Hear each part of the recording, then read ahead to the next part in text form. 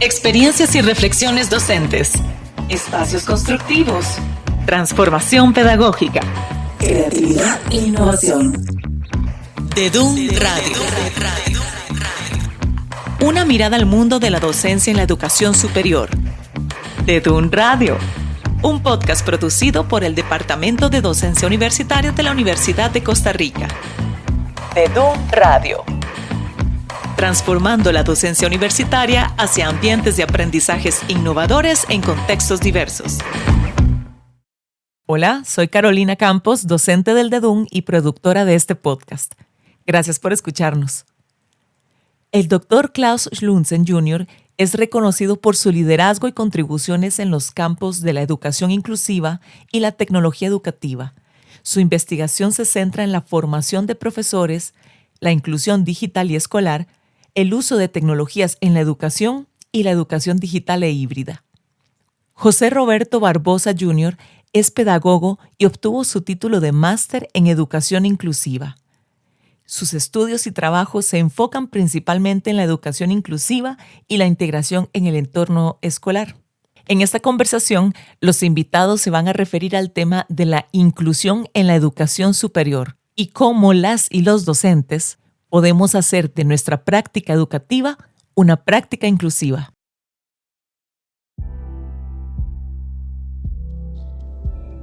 Muchas gracias, Carolina. Es un placer estar con usted y con todos que nos oyen. Antes de empezar, me gustaría hacer una autodescripción. Yo soy un hombre de piel blanca, cabellos blancos, ojos verdes, gafas graduadas, y soy un hombre de 1,75 m de altura. Olá a todos, placer estar acá. Yo también faré mi autodescripción. Soy un hombre un poquito menor, 1,70 m, pele morena, cabelos y ojos castaños. Estoy en este momento usando una camiseta blanca. Mucho placer, mucho gusto estar acá participando de este podcast. Gracias a ambos. Bueno, primero me gustaría consultarles sobre los estudios o experiencias que tienen cada uno, que han tenido en su campo universitario o en su labor. Yo soy profesor Klaus de la Universidad del Estado de San Pablo. Nosotros tenemos hoy un centro de investigación en educación inclusiva, el Centro de Promoción para Educación Inclusión Digital y Escolar en Brasil. Este es un centro de investigación donde tenemos muchas acciones sobre el área de inclusión, como la formación de maestros y también el proceso de inclusión con personas con discapacidad en las escuelas, en la actividad laboral. Nosotros también ahora estamos yo estoy como coordinador del máster, el máster nacional en todo Brasil de educación inclusiva, que tenemos 23 universidades públicas que tienen la finalidad de formar maestros que están en trabajo en las escuelas públicas de Brasil. Este es un prerequisito que para ser estudiante de este máster es un proyecto muy interesante porque estamos en todas las regiones de Brasil y ahora, por ejemplo, ya formamos 505 maestros y estamos con más de 1,000 estudiantes de máster. Es un máster que empezó en 2020. Entonces, hoy nosotros tenemos la experiencia que tengo en la educación inclusiva exactamente con la formación de maestros, el uso de las tecnologías y, claro, la preocupación de que podamos construir una sociedad inclusiva donde todos puedan participar. Gracias. Roberto, tal vez si nos comenta usted sobre su experiencia. Yo soy un profesor, un maestro especialista en crianças con discapacidad intelectual y discapacidad visual a 25 años. Actúo en escuelas de educación básica. Soy egreso del PROFEI, de este programa a que maestro Klaus fiz meu proceso de máster en PROFEI. Inclusive, Klaus fue mi orientador. Estoy envolvido en varios proyectos también sobre pesquisas sobre accesibilidad digital para pessoas com discapacidade. Hoje, atualmente, atuo como coordenador do programa del Lego Braille BRICS no Brasil, onde também trabalhamos com formação de professores, levando um recurso que possa facilitar o processo de alfabetização tanto de niños com discapacidade visual, tanto com niños que não possuem nenhuma discapacidade. Também atuo na área de formação de professores, com palestras, com formações para editoras, sempre trabalhando a temática da educação inclusiva. ¿De qué manera las universidades pueden transformar sus estructuras curriculares y metodológicas para que se garantice una educación inclusiva? Muy bien, Carolina. Es una excelente pregunta porque la inclusión es un tema de las agendas internacionales, ¿sí? Y hay un grande desafío en la educación superior de cómo nosotros podemos incluir los estudiantes con discapacidad. Creo que cuando todas las personas me preguntan sobre esto, les respondo que siempre la primera cosa que tenemos que hacer es conocer nuestros estudiantes. ¿Quiénes son nuestros estudiantes? Es imposible hacer cualquier planeamiento pedagógico si no conocemos nuestros estudiantes. Cuando un estudiante ingresa en la universidad, a un tiempo que la universidad sabe quiénes son sus estudiantes. Entonces, creo que teníamos que hacer un planeamiento que ven antes de empezarnos, por ejemplo, con las clases. Entonces, tenemos que conocer los estudiantes, cuáles son sus necesidades y hacer un trabajo conjunto con los profesores que estarán trabajando con estos estudiantes. Por ejemplo, para conocer qué tipo de recursos necesitan, ¿sí? Qué estrategias pedagógicas precisan para trabajar con estudiantes, porque mira, la inclusión está en 3 pilares. Lo acceso, claro, este es más simple, es más fácil. Lo segundo es la permanencia. Los estudiantes, por ejemplo, con discapacidad, se pueden estar presentes en los ambientes de la universidad, permanecen dentro de la universidad, pero lo más difícil es la participación y el aprendizado. Tenemos que trabajar cómo nosotros, profesores, toda la comunidad universitaria, podemos acoger a estos estudiantes y hacer que participen de las clases y de todas las actividades de la vida universitaria. Y por esto siempre le respondo que la primera cosa es conocer a nuestro estudiante. ¿Quiénes son estos estudiantes o qué necesitan? ¿Cómo podemos trabajar? ¿Qué recursos o qué tecnología? Porque hoy vivimos un momento en la historia de la humanidad donde tenemos mucha tecnología. Se puede utilizar con todas las personas. Claro, hay personas que tienen necesidades específicas y por tanto uso de tecnología que se puede entonces permitir que participen de las actividades de la comunidad universitaria. Y claro, cuando conozco los estudiantes, yo puedo hacer un trabajo de planeamiento pedagógico con este contexto.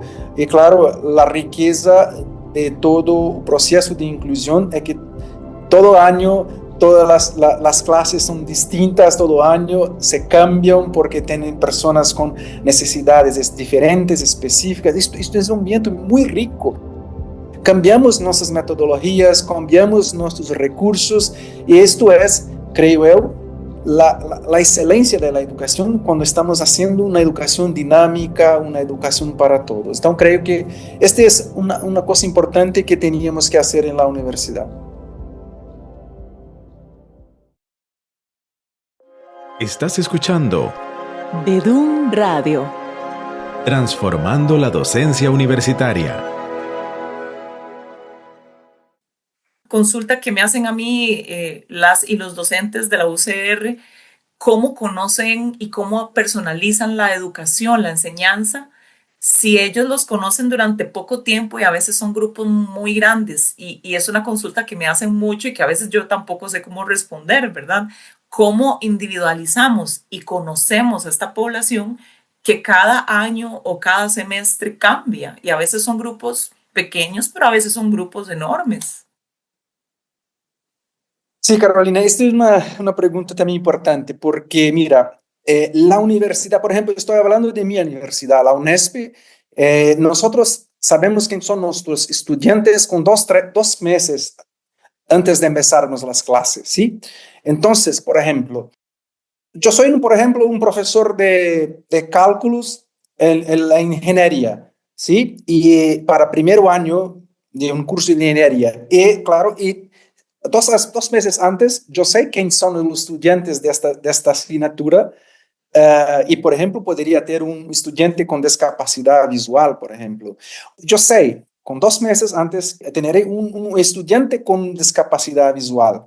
Entonces, lo planeamiento pedagógico, y esto hacemos aquí en Brasil, por ejemplo, antes de empezarnos las clases, trabajamos juntos para decidir cómo vamos a hacer las estrategias, cómo vamos a trabajar. Este sería el ideal, el trabajo ideal.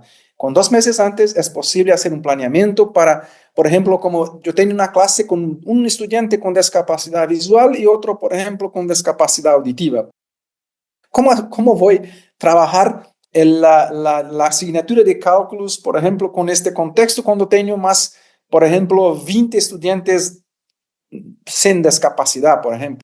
Es un cambio en la cultura universitaria, es un cambio de, por ejemplo, nosotros no somos más profesores que planeamos nuestra clase, nuestra clase hoy para trabajarnos a la mañana con los estudiantes. Tenemos que trabajar lo planeamiento mucho más temprano para que podamos entonces trabajar las tecnologías, los recursos, las estrategias.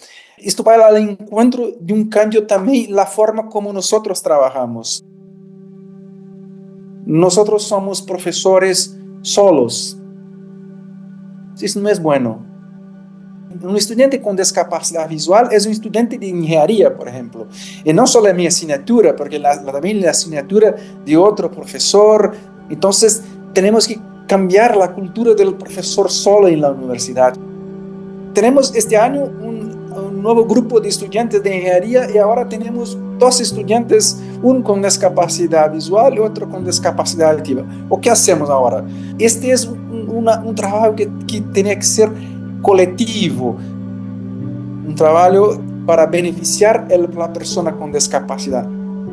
Tengo la plena convicción de que es un trabajo que va a mejorar mucho la calidad de la educación que la universidad se ofrece para sus estudiantes. Claro, esto no es fácil, no conseguimos hacer ainda aquí en Brasil, por ejemplo. En mi universidad tenemos ainda dificultad de hacer esto. Creo que la cultura del profesor solo es una cultura difícil de hacer cambios, porque estamos solos, tenemos miedo. Esto no, vamos a trabajar como trabajamos a 10 años, está bien, todo bien, pero no, tenemos que cambiar. Por tanto, tenemos que tener un proyecto de cambio dentro de la universidad y mira, yo creo que esto es un camino muy seguro para construirnos una cultura inclusiva en la universidad.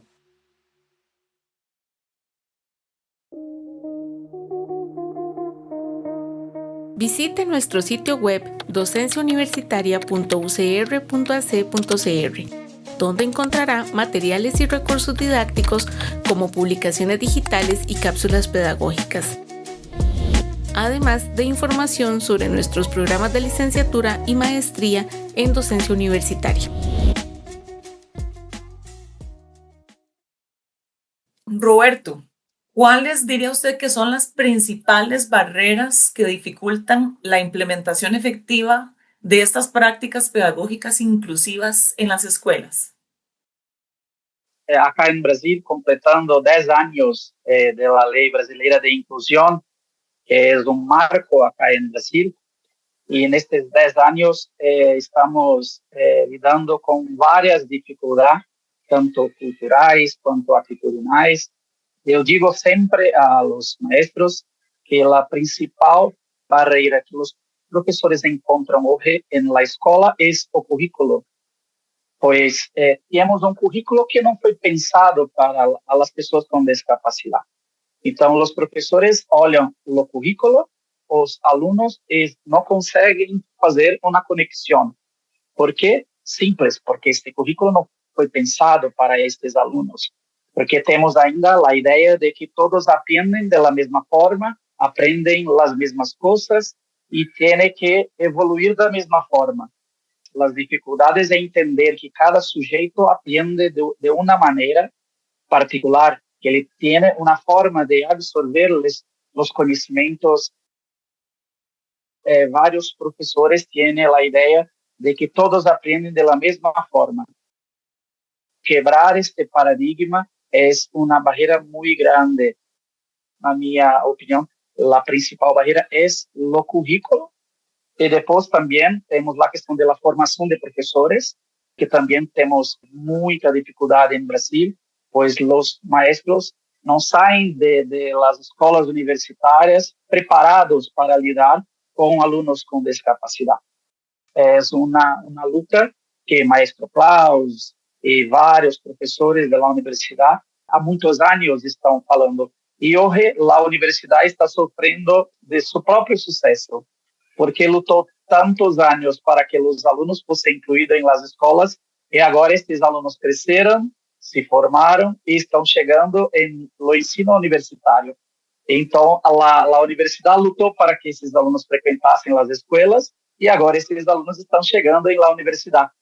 Mas a universidade não está preparada para trabalhar com os alunos que ele próprio criou. É uma situação muito interessante, muito curiosa, como se eu plantasse uma árvore e agora que ela cresceu, eu olho e falo, e agora, o que farei com ela? É uma dificuldade muito grande. Mas as barreiras são a questão de curricular, a questão de estruturas, mas temos que dizer que acá em Brasil é um país continental, então teremos várias realidades diferentes. Por exemplo, temos realidades de educação inclusiva no sul do país, sudeste do país, a norte e nordeste do Brasil é uma realidade totalmente diferente. Quando digo não é exclusiva de los estudantes com discapacidade, mas da educação como uma forma geral. Por exemplo, na Amazônia, estávamos há pouco tempo em Goiânia, eu e o Maestro Klaus vimos um documentário que será lançado onde uma criança com discapacidade tem que andar 4 horas de barco para chegar em uma escola para ter um atendimento. É uma realidade muito difícil, então são barreiras também geográficas. Temos hoje mais ou menos em torno de 4 milhões de alunos com discapacidade incluídos na educação brasileira. É um desafio colossal. Em Brasil temos muitos desafios, porém temos avançado muito principalmente nos últimos 10 anos, com muitas conquistas. Hoje temos um grande percentual de alunos matriculados em las escolas regulares. É uma conquista muito grande, mas que traz com ela muitas barreiras por conta da questão de formação de professores, de questão cultural, questão atitudinal, questões curriculares. Estes são as principais barreiras que nós encontramos acá em Brasil. Hay que puntualizar que la discapacidad, las discapacidades, porque no podemos hablar de una sola, ¿verdad? Ni siquiera podemos meter a las personas con alguna discapacidad en la misma bolsa y decir que todas ocupan lo mismo, que todas son iguales y que tenemos que referirnos a sus necesidades como si fueran las mismas, ¿verdad? Algo que ocurre mucho también es como este miedo que sentimos hacia las personas que tienen discapacidades, porque muchas veces no están en la sociedad con nosotras, no las vemos en el bar, en el cine, no las vemos en muchos entornos naturales porque hay barreras que no les permiten estar, ¿verdad? Entonces creo que a veces esa falta de compartir, de normalizar su presencia de persona con una discapacidad cognitiva o de persona con un problema emocional o con una ceguera o con, qué sé yo, cualquier tipo de discapacidad, no tenemos ese contacto con estas personas. Entonces, cuando las tenemos en alguna situación es como, ¿qué hago? ¿Y qué va a hacer? Y no sé cómo tratar con esta persona. Y muchas veces a los docentes nos invade como un terror de que no sabemos qué hacer, esto va a ser más trabajo para mí, voy a tener que hacer una clase totalmente diferente solo para esta persona, ¿verdad? Son como muchos miedos. ¿Dirían ustedes tal vez que el miedo es una de las principales barreras? Sí, en estas formaciones siempre coloco un ejemplo de un niño con discapacidad, con autismo, nivel 3 de soporte, y este profesor irá a recibir este alumno en su sala. Pregunto qué palabra que siente al saber de esta información. Ya fiz esta pregunta para más de 20,000 maestros, y la palabra que más aparece es miedo. ¿Y por qué miedo? Miedo es una respuesta consciente al desconocido, al desconocimiento. Entonces, es claro que digo para eles, que bom que es lo desconocido, porque lo desconocimiento tratamos con conocimiento. Que falta para os professores não é coragem, mas sim conhecimento. Então, temos que trabalhar a questão da formação dos professores, de dar instrumentos para que eles possam exercer a sua função, que é ensinar. Porque quando nós formamos maestros, não nos dizem assim, você está preparado para ensinar este ou este. Não, você tem que estar preparado para ensinar a todos. Independente se tem discapacidade, se é um aluno com altas habilidades ou superdotação, se é um aluno deficiente visual ou deficiente auditivo. Nós somos professores para todos.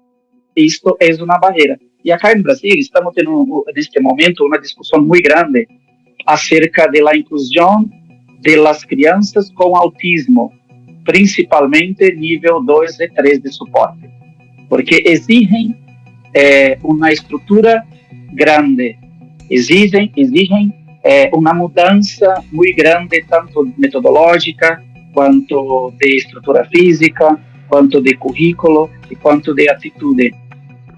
É um desafio que estamos enfrentando, porque acá no Brasil, mais de 95% dos alunos frequentam a escola regular, independente de seu diagnóstico. É uma discussão muito grande que estamos tendo acá no Brasil, se, por exemplo, os alunos com autismo devem frequentar a escola regular ou não devem frequentar as escolas especiais. Então, é uma discussão grande. Por um lado, temos especialistas que dizem que sim, que devem frequentar a escola regular, por outro, não, dizem que tem que frequentar as escolas especiais.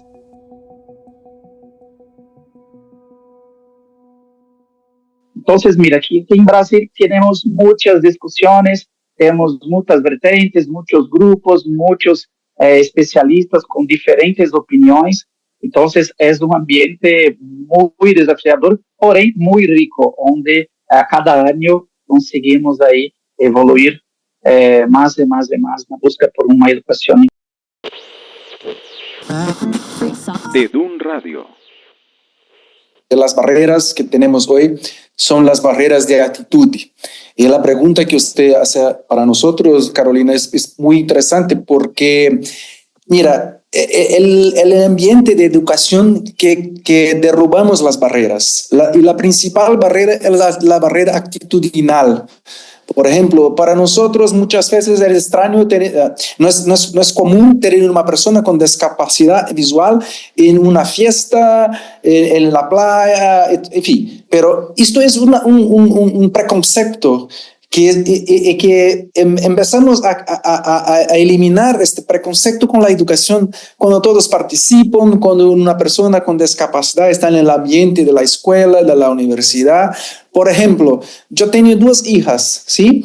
Y desde pequeñas siempre estábamos trabajando con la perspectiva de educación inclusiva. Era muy común convivir con personas con discapacidad. Para ellas era mucho normal que estas personas estuviesen en cualquier lugar, en cualquier situación social, participasen de todo. Esto estaba impregnado, esto era una cosa normal. Concuerdo con Roberto que una barrera muy grande es la barrera actitudinal, de no comprendernos que todos somos diferentes, pero todos nosotros tenemos derechos iguales, podemos participar. Y claro, nosotros maestros, profesores, tenemos una responsabilidad muy grande para construir esta sociedad donde todos participan. Y mira, y una cosa muy importante, todos participan con sus competencias, con sus habilidades, en fin, con todo lo que pueden contribuir. Porque no es porque tenemos una persona con autismo que tenemos una dificultad, mucho pelo contrario. Hoy tenemos, por ejemplo, autistas que están trabajando con tecnologías, que son muy competentes, y otros con las artes, en fin. Tenemos que reconocer que todos nosotros somos diferentes, pero todos nosotros somos importantes para la sociedad. Entonces, la barrera actitudinal de comprender, de cambiar nuestra idea de segregación, ¿no? Mis hijas aprenden mucho y me dicen siempre, papá, muchas gracias porque me permitió convivir con personas de diferentes, no solo personas con discapacidad, pero más personas muy distintas, y esto es se agrega mucho valor la formación del ser humano, ¿sí?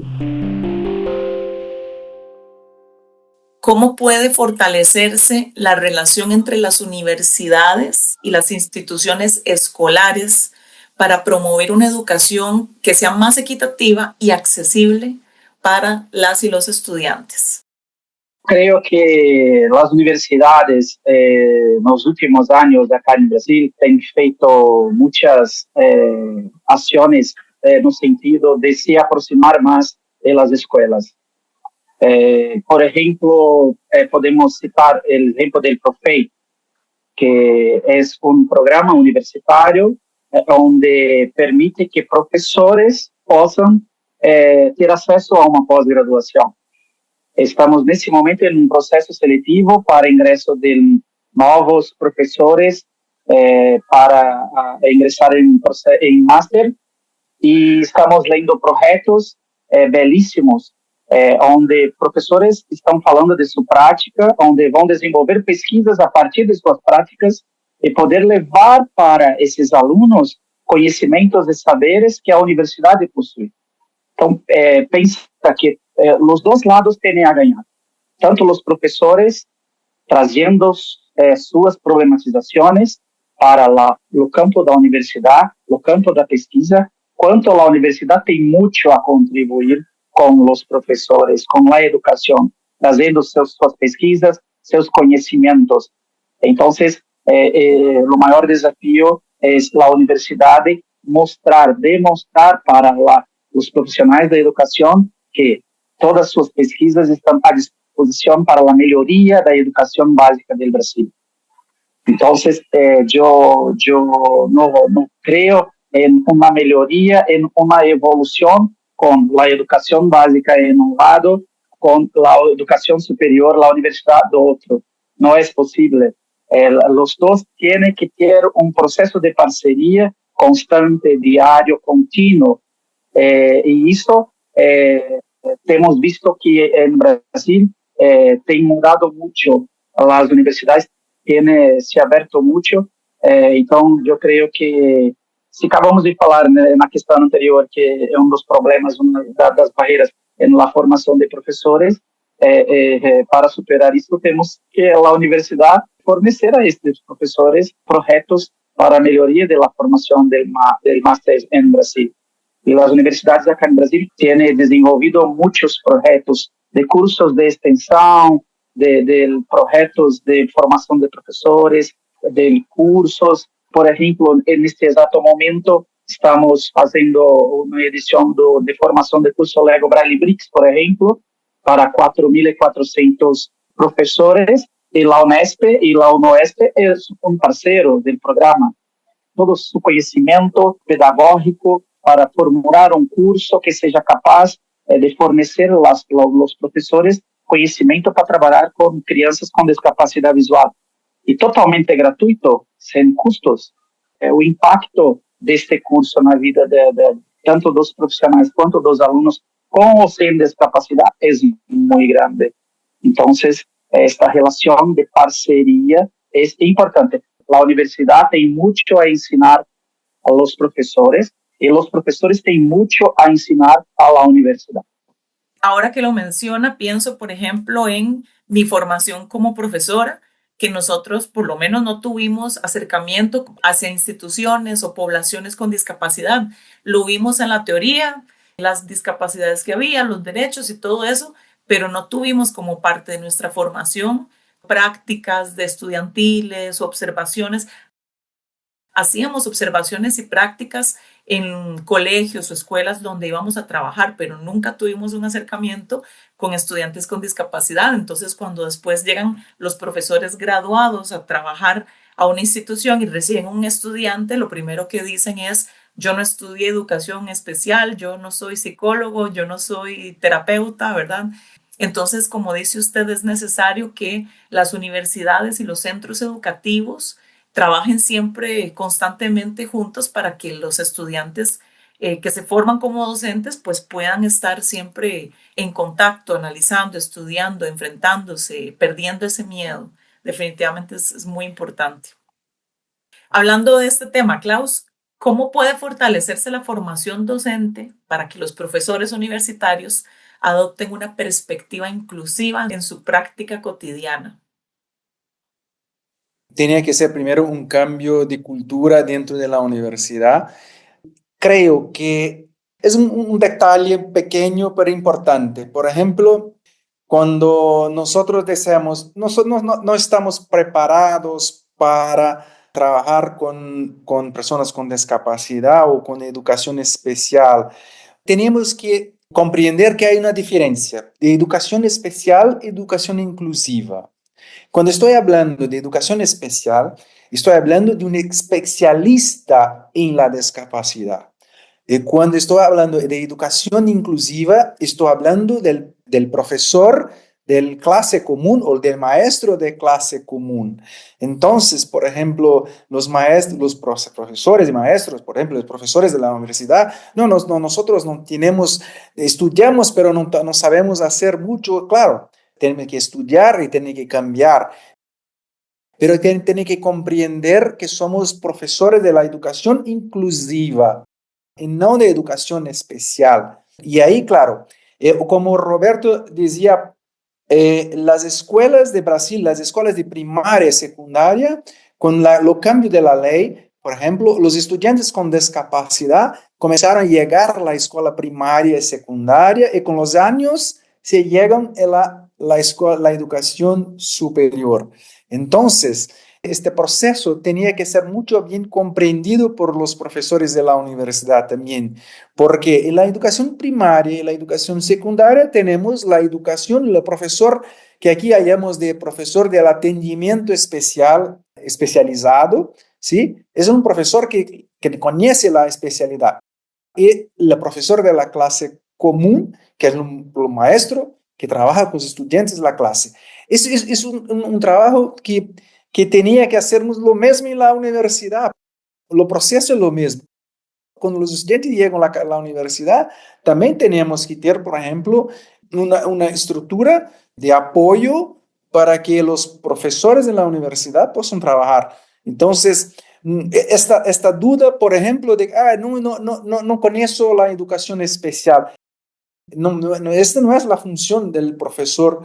La función de la educación especial es de un especialista. Es claro que la universidad tiene que tener lo especialista. Por ejemplo, el intérprete de lengua de señas. Cuando tenemos un estudiante zurdo, sí, tenemos que tener un intérprete de lengua de señas para que el estudiante pueda comprender lo que el profesor está hablando.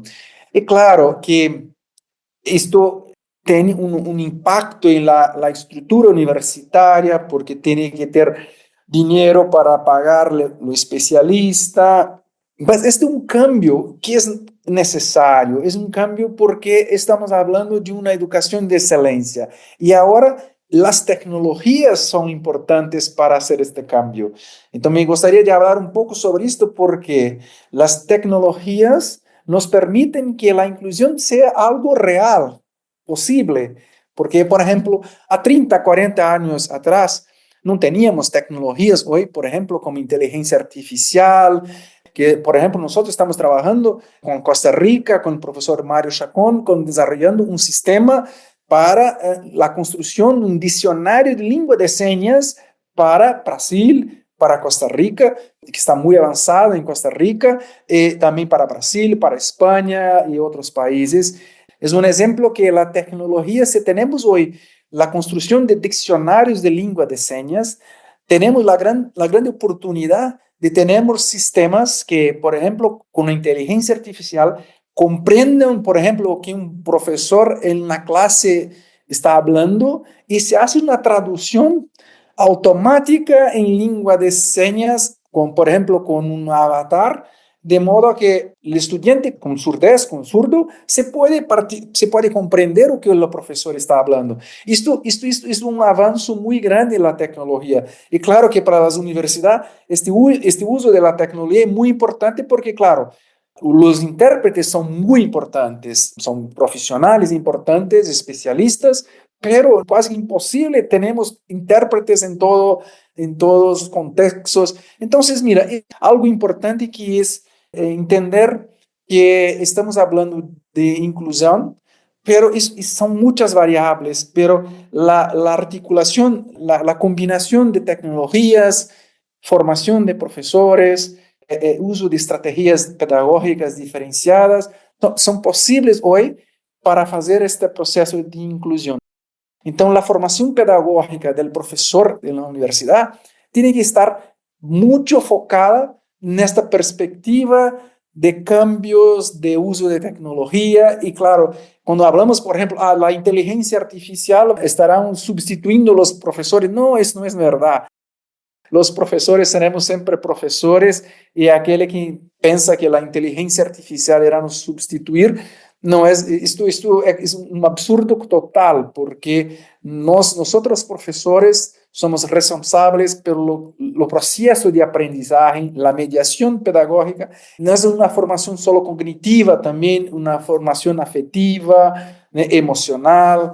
Entonces, esto no sé si fui claro, pero claro, y comprendo, Carolina, que los profesores, es muy difícil hacer, estamos muy distantes de eso, pero creo que no podemos perder el foco, el reto que es de llegarnos a esta condición y este contexto de tecnologías, de estrategias, de barreras, quebrar las barreras actitudinales. Y esto tiene que ser parte de la formación pedagógica del profesor de educación superior, porque este profesor de educación superior es que forma los maestros para trabajar en las escuelas de primaria y secundaria. Es un ciclo.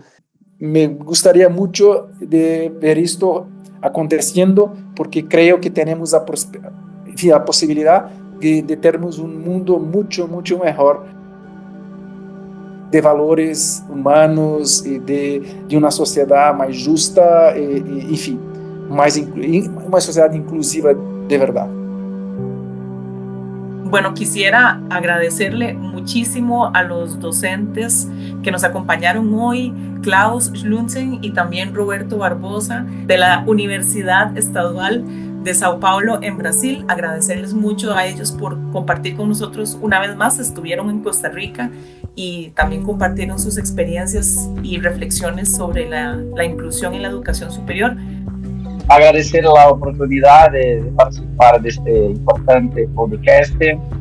A veces tenemos que plantar árboles que no vamos a disfrutar la sombra.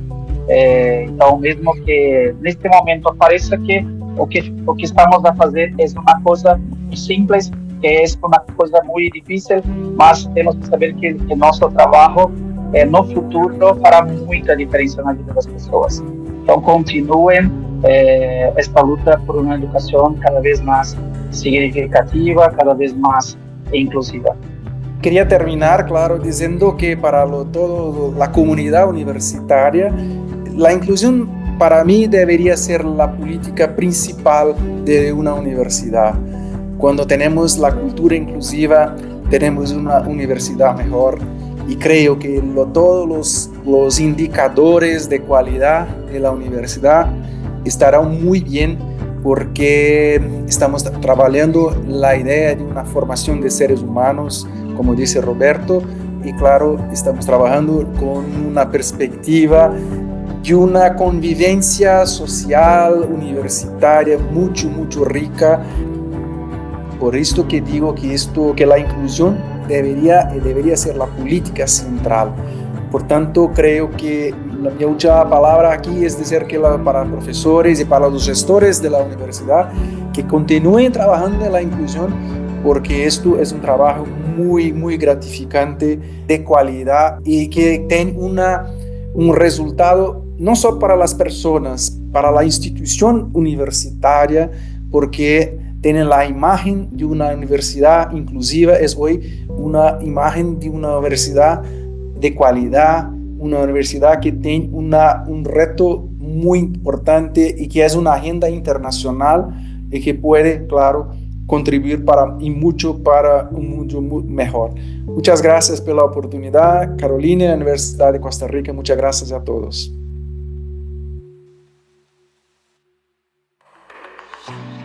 De Dun Radio es una producción del Departamento de Docencia Universitaria de la Universidad de Costa Rica. Suscríbase y síganos en YouTube, Spotify y en docenciauniversitaria.ucr.ac.cr.